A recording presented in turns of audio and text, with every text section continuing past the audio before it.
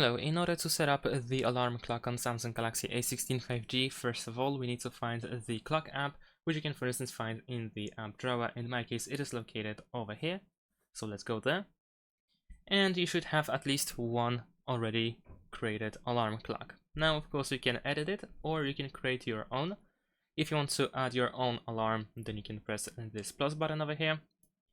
And then you can set the time. So let's say I'm gonna choose 9 AM. Of course, over here we also have days of the week in which the alarm clock should go off. You can select specific days of the week, or you can select all of these days, so the whole week. You can also set the name of the alarm over here. You can also tap on this calendar icon over here in order to even switch to another day. So if you want to simply choose just a specific day, then you can do that over here. Now, in addition to that, we can set up the alarm sound, which can also be enabled and disabled by tapping on the switcher. We have the vibration, snooze option, and even the alarm background.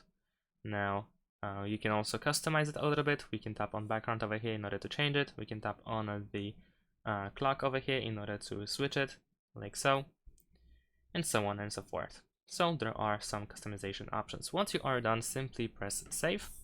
And there we go, the alarm will be set for, in this example, for this specific day.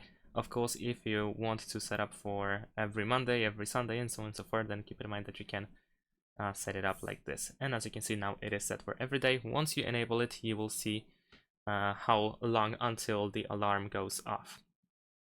And in order to customize the alarm clock, you need to simply tap on it, and there we go. You can still do some changes, even if you set the alarm clock. So, and of course, you can tap on these three dots here, and you can, for instance, choose to edit in order to remove alarm clocks that you don't need anymore. So if you want to get rid of an alarm clock, then you can just select it, press delete, and that's all. So thanks for watching, leave a like and subscribe to my channel, and see you in my next videos. Bye!